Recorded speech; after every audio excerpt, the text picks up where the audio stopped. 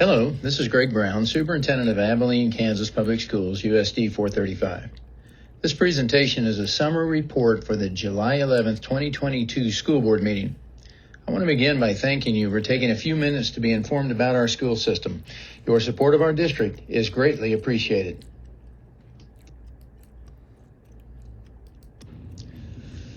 The July regular board meeting is the reset meeting for the start of the new fiscal year. Items 2.2 through 2.5 are typical consent agenda items, the kind of items you might see on any given month. Item 2.6, a tax-exempt conversion for Series 2020 bonds, and 2.7, the annual food service procurement plan, are not part of the annual reset considerations, but they were both items of business we needed to address as a matter of record. Items 2.8 and 2.9 on this slide return to the reset considerations. The board approves the list of district-level duties assumed by our administrators, and the annual renewal of operation items provides guidelines for the district's participation in the National School Meal Agreement, the minimum length of the school year, use of activity funds, and handling of purchase orders from 21-22. Other annual items include the district's mileage reimbursement, which has increased to 62.5 cents per mile, textbook fees, and iPad use fees.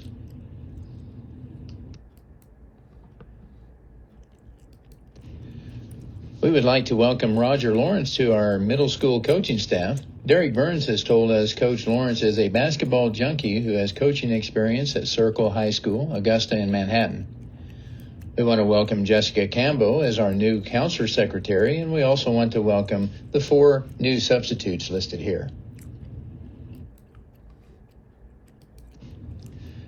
Another reset portion of the consent agenda was found in item 2.10.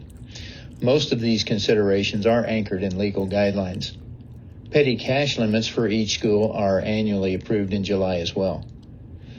We raised the elementary school's petty cash limit from $200 to $500. The board also approved the district office's authority to use a contingency reserve if needed during the school year.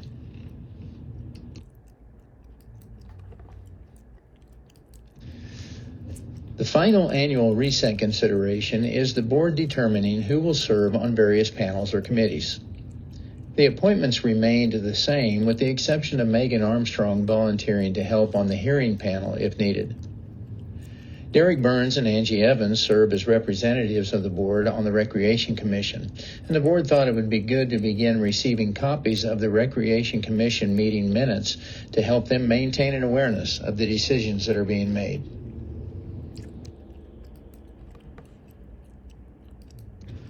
The board discussed closing the books on the 21-22 budget year and guidelines for establishing the upcoming school year's budget. Several new laws were made pertaining to developing the annual budget, which we will need to pay attention to as we approach our budget hearing. The report pictured on this slide explains the annual stride for developing a school budget. The budget that is proposed in August is almost never what the school district operates from.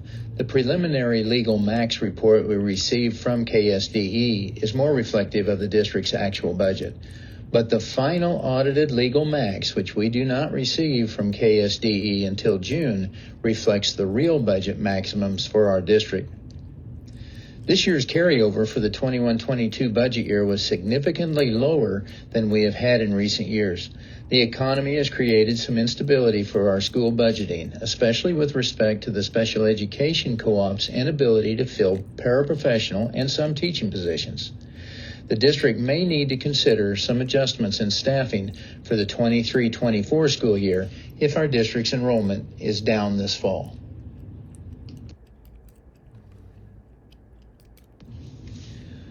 The board spent a few minutes to revisit the school safety conversation we had during the June board meeting. I shared how we had one patron contact the district office after reading the Reflector Chronicle article about our discussion. She was concerned we may not be concerned enough about preventing bad guys from entering the building. An email reply to this patron further explained how the doors are locked throughout most of every day, and the communication we have had with our law enforcement is a major preventative measure. The discussion went on to share how we had a collaborative discussion with Chief Anna Hatter, Officer Skylar Reynolds, and Sheriff Davis about the good things we have in place and how we might consider making them better. The Board of Education went into executive session with Dana Sprinkle, Mike Leiby, and myself to discuss more about specific technologies we are planning to implement as well. I also will be attending a workshop in Kansas City next Tuesday, July 19th, hosted by the FBI.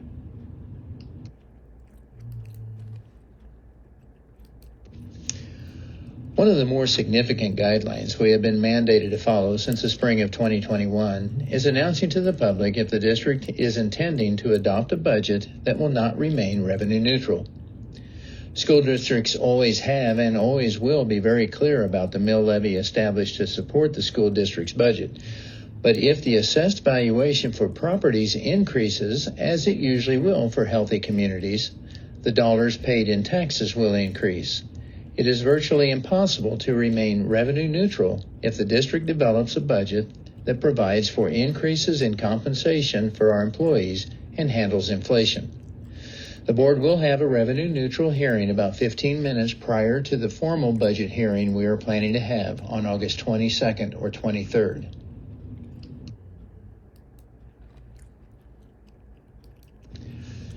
This past legislative session passed a law that now requires school systems to post a needs assessment that is to be reviewed as part of the budget approval discussion.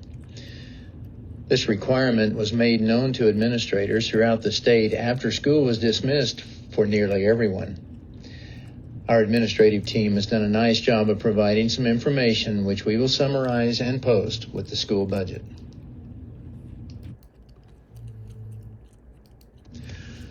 School systems are now also required to conduct a formal review of the state assessment performance for the district.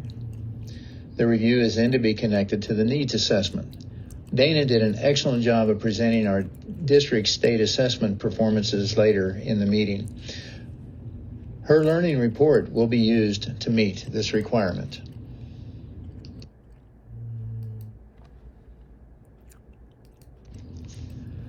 The discussion for the development of the budget concluded with the Board of Education approving a timeline recommended for completing the budget development process.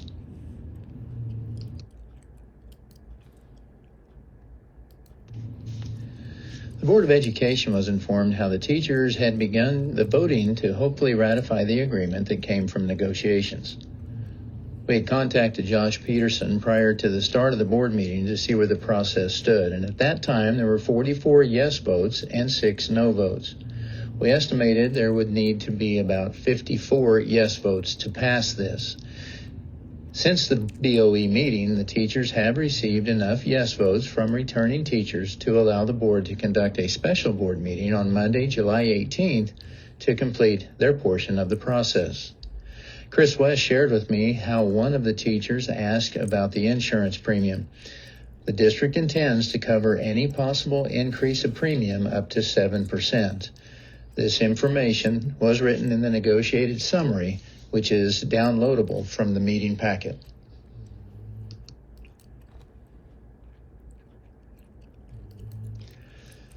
The Board of Education briefly discussed a recommendation of raising returning classified and administrator compensation 2.3%, which is the average increase compensation for our teachers. The decision was made to table this item until the teachers ratified the personnel agreement.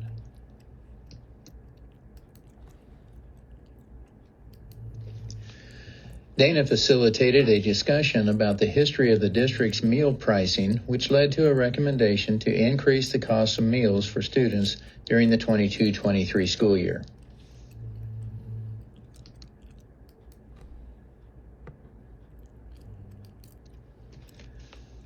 With school meals being available to all students at no cost for the past 2 years, and with inflation rising at an unprecedented rate, we anticipate unpaid meal charges will need to be addressed more frequently this year. We recommended no action at this time, but will revisit this consideration during the August 8th meeting.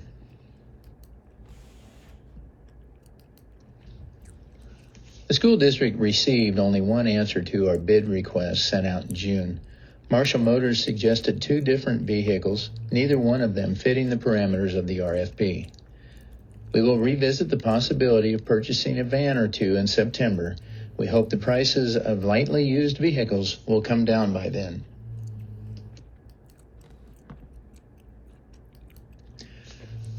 With the rest of the administrators on their summer break, reports were only from the district office. Dana's included some information about professional learning, the before and after school program, the LCP annual report, and the child nutrition program. My report provided some general information about school safety, an answer to Mrs. Armstrong's question about buy-in written in the OVT report last month, the district's budgetary stride, and ESSER 3. Both written reports are available as public documents to download.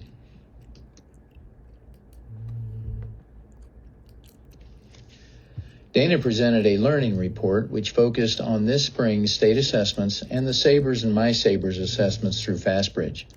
Her presentation was a perfect fit for the guidelines we have been instructed to follow for the budgetary development process we visited about earlier.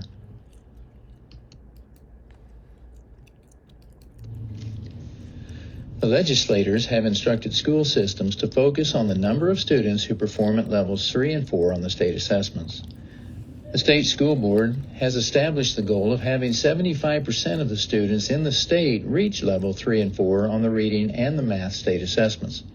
The seeds of this goal were planted during a tour Dr. Randy Watson and Brad Neuenswander completed about 5 years ago.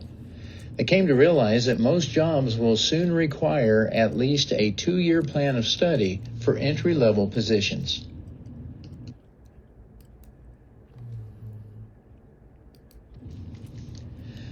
Dana did an excellent job of explaining how the state assessments in Kansas are significantly more rigorous than nearly all other states in the country.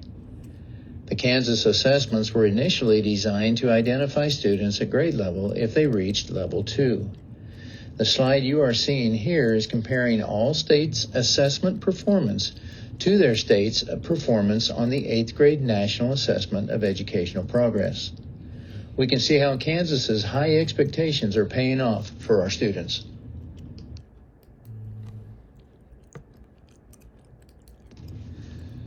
I recommend each of you take a few minutes to upload the recorded live stream of the board meeting and go to the 1 hour, 21 minute mark to listen to Dana's learning report. You may also want to place the electronic copy of the PowerPoint she used to view the slides as she discusses each one. Her 28-minute presentation is well worth the time spent to understand our district's assessment performances.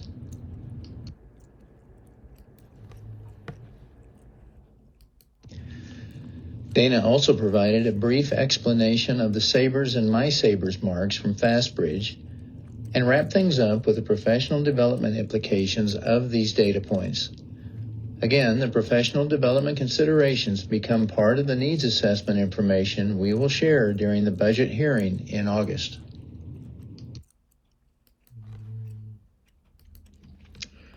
The Board of Education discussed 2 policies where they needed to provide some direction. One policy was about summer league transportation, and the other policy included the number of site council reports they expect to receive every year. There was also a short discussion about how policy IDEA requires the district's need to communicate with parents differently if we are to continue using the MySABRS and the Kansas Communities That Care survey. The board wanted to table action on these policies for 1 more month because of the number of revisions.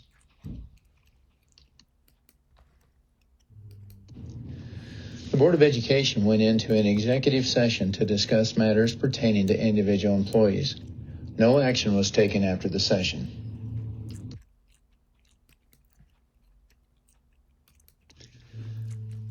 Thank you again for your support of Abilene Public Schools. If you have any questions or concerns, please don't hesitate to give me a call or send me an email.